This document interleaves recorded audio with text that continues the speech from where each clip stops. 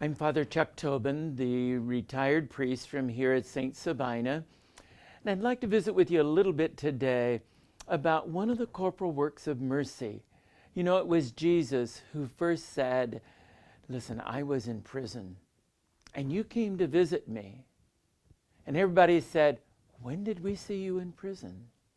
And remember, he said, whenever you did it to the least of my brothers, you did it to me. Well, in this year of mercy that's winding down and coming almost to an end, in November, Pope Francis has asked that around the world on Sunday, November the 6th, the very first Sunday of November, that we pray for people in prison and that we remember them in our thoughts and prayers that weekend and, of course, always. You know, Pope Francis has been so strong about visiting people in prison.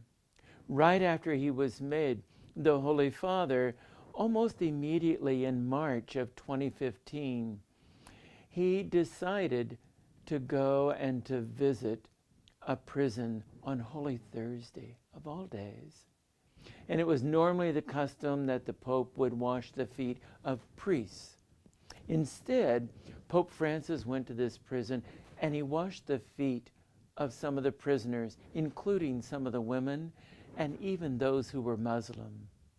He has a very strong devotion and concern, like Jesus did, for those in prison.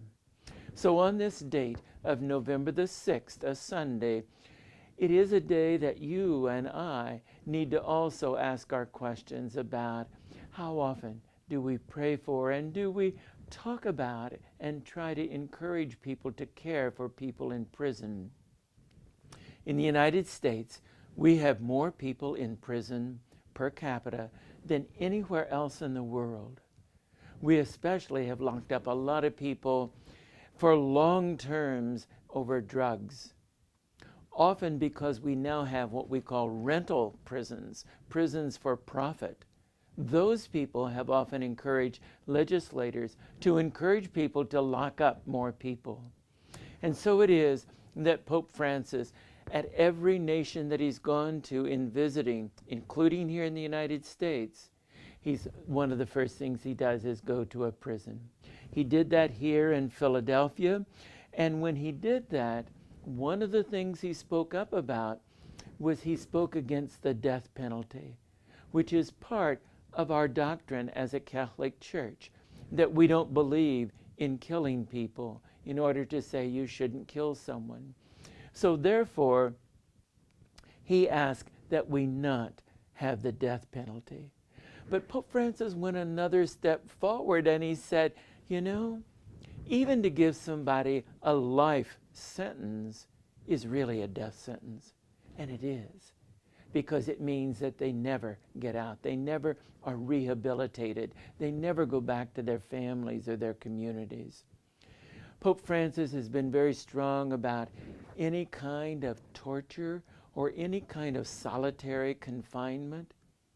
I had been visiting someone up in Leavenworth for 3 to 4 years, and that person was always in solitary in a small cell for all those years. Food was passed through a slot in the door to him, a very tiny cell, no newspaper, no television, and no one talking to him. And you begin to think, wouldn't you go bananas if you were there that long also? So he's spoken up against unjustified use of solitary confinement.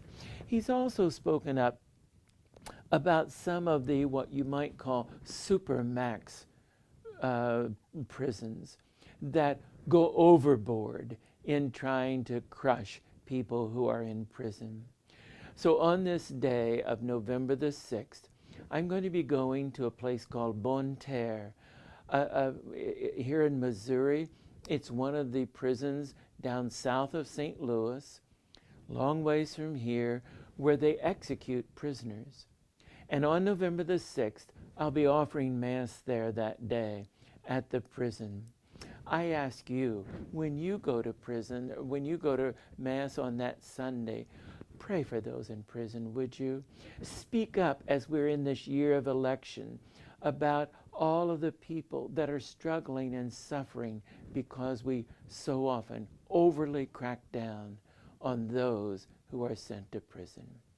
Pray for them, and like Christ, maybe he would turn to us and say, thank you for coming to see me when I was in prison.